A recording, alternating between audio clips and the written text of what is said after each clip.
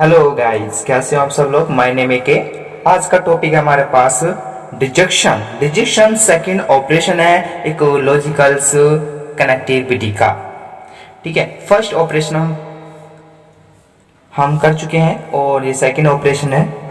Second operation क्या है, आज इसके ऊपर बात करेंगे कि सेकंड ऑपरेशन हमारे पास क्या कहता है। सेकंड ऑपरेशन में हम एक सेंटेंस होता है हमारे पास, क्या होता है, एक सेंटेंस होता है, उस सेंटेंस में हम और लगाकर एक न्यू सेंटेंस ऐड कर सकते हैं। मैंने एक डेफिनेशन देखते हैं। The disjunctions of two propositions P. अब प्रोपोजिशन में पास टू कौन कौन से हैं, पी एंड क्यू। अब देखो यहाँ पे ए भी ले सकते हो, बी भी ले सकते हो। मोस्टली मैंने तो पी एंड क्यू लिया है, आप ए और बी या पी क्यू आर जो आपका मन करे वो यहाँ पे स्टेटमेंट ले सकते हैं या सिंबल्स यूज कर सकते हैं।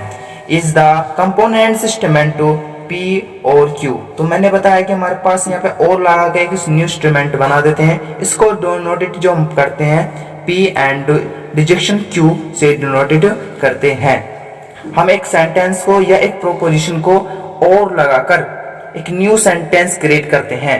विद एग्जांपल मैं समझाता हूं कि कैसे। एग्जांपल मेरे पास दे रखा है कि राम इज इन क्लास 1 और 2। अब इसमें देखो, राम एक ही क्लास में तो हो सकता है, ना कि केवल दो क्लास में, कि फर्स्ट क्लास में भी हो एंड सेकंड क्लास में भी हो, सेकंड स्टैंडर्ड में हो। राम इज ए, इसमें दो स्टेटमेंट बोल रहा है। क्या बोल रहा है, इसमें दो स्टेटमेंट है। कौन कौन से स्टेटमेंट है, मैं मान लेता हूं कि पी जो पहला स्टेटमेंट है क्या है, Ram is in a class first standard में पास। एंड सेकंड स्टेटमेंट क्या है, Ram is in class second standard में, क्या सेकंड स्टैंडर्ड में है। अब मुझे पता है कि दो स्टैंडर्ड दे रखे हैं इसके अंदर, सेंटेंस के अंदर क्या दे रखा है, पहला पी दे रखा है एंड दूसरा क्यू दे रखा है। तो मैंने इसके लिए मैंने सेंटेंस बना दिया और मैं सेकंड एक एग्जांपल लेता हूं। जायना हैज रिटन ए बुक और सिंग द रिटन्स ए बुक।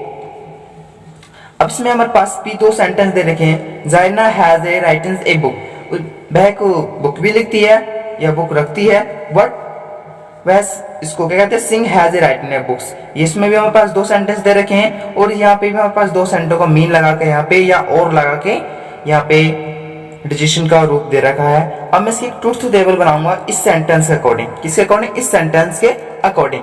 कौन सा according, Ram is in class 1 और 2 में।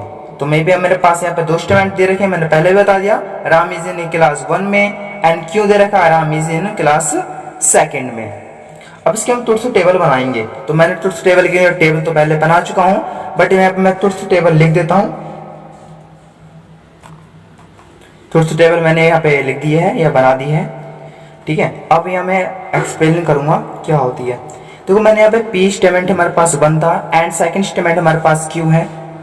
अब आप कहोगे कि पी और क्यू हमारे पास क्या है, इनको देखो स्टेटमेंट भी बोल सकते हैं, प्रोपोजिशन भी बोला जा सकता है। प्रोपोजिशन में हमें क्या होता है कि हमारे पास एक स्टेटमेंट होती है, स्टेटमेंट के बगैर हम प्रोपोजिशन नहीं बन सकता, ना प्रोपोजिशन के बगैर स्टेटमेंट भी नहीं बन सकता। इसमें कंपोनेंट्स भी बोल सकते हैं या इसमें लॉजिकल कनेक्टिविटी भी बोल सकते हैं।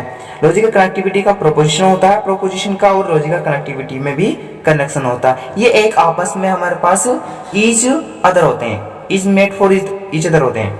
अब पी एंड क्यू में हमें क्या निकालना, डिजेक्शन निकालना है। क्या निकालना है, पहले हमने कंजक्शन निकाला था इन दोनों के बीच में, अब इन दोनों के बीच में क्या निकालूंगा, मैं डिजेक्शन निकालूंगा। डिजेक्शन मैंने यहाँ पे लिख दिया है पी एंड डिजेक्शन क्यू। अब सेंटेंस नंबर मैंने 1 लिखा था, यहाँ पे सेंटेंस मेरे पास दे रखा है क्या है, पी। तो सेंटेंस मैंने पी दे रखा, Ram is in class first standard. Ram first standard में है और क्यों हमारे पास राम सेकंड स्टैंडर्ड में है। तो हमारे पास तब भी ट्रू मिला। क्या मिला, ट्रू मिला। जो कंजक्शन क्या मिला था हमारे पास, यहाँ पे ट्रू मिला, कंजक्शन मेरे पास ट्रू मिला। अब हमारे पास P क्या है, ट्रू है एंड Q हमारे पास फॉल्स मिल रहा है। क्यों मिल रहा है, क्योंकि Ram is in a class second standard. अब फर्स्ट स्टैंडर्ड तो है पहले से ही, और सेकंड स्टैंडर्ड में कैसा हो जाएगा, एक ही तो क्लास में रहेगा, तो इसलिए हमारे पास क्या मिला, कंजक्शन में क्या मिलता है, हमें ट्रू मिला। अब फिर कहता है P हमारे पास Ram is in a class 1 Ram पहली कक्षा में नहीं है, वट सेकंड में है, तो यहाँ पे भी ट्रू मिलेगा। कंजक्शन में क्या मिला? ट्रू मिले। इस सेंटेंस में इस ट्रेवल का मतलब ये होता है कि एक सेंटेंस इसमें ट्रू होता है, एक सेंटेंस इसमें फॉल्स होता है, और या एक स्टेटमेंट इसमें ट्रू होता है, दूसरा स्टेटमेंट भी फॉल्स होता है, या दोनों ही ट्रू होते हैं। तो हमें हमारे पास डिजिशन निकालने में ही आसानी होती है इस टेबल के अकॉर्डिंग, कि हमारे पास डिजिशन या डिसीजन लेना करेक्ट है या नहीं है।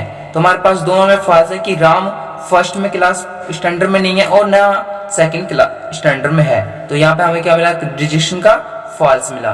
फॉर एग्जाम्पल मैं समझा देता हूँ आपको। ये मतलब दे रखा है कि जब हम 0 + 0 को ऐड करते हैं तो हमारे पास 0 मिलता है, मोस्टली बात है। तो 0 + 0 को करेंगे तो 0 मिलेगा। वट 0 + 1 को ऐड करूंगा तो मेरे पास 1 मिलेगा। अब उसी प्रकार से 1 0 को ऐड करूंगा, इसमें किसके अकॉर्डिंग करूंगा? अब ये मैथमेटिकल नहीं है कि क्या, ये मैथमेटिकल मत समझना, ये लॉजिकल कनेक्टिविटी के अकॉर्डिंग सोचना, थिंकिंग लॉजिकल के कंसेप्ट से समझना कि हमारे पास ये क्या कह रहा है। It's not mathematical, it is logical concept. 1 + 1 = 1 मिला। अब मोस्टली हमें ये बात ध्यान रखनी है, जब हमारे पास दोनों स्टेटमेंट फॉल्स दे रखी होती है, जब हमारे पास दोनों स्टेटमेंट फॉल्स दे रखी होती हैं, तो जो डिडक्शन ऑपरेशन होता है वो हमें फॉल्स ऑपरेशन देता है। यही इसका समझाने का उद्देश्य है, यही इसका मतलब है ट्रुथ टेबल बनाने का। Thank you my watching the video. Subscribe और लाइक और कमेंट करना ना भूलें, और अपने सजेशन बताना कि इसमें क्या रॉन्ग है क्या राइट है, और कमेंट करना ना भूलना। Thank you.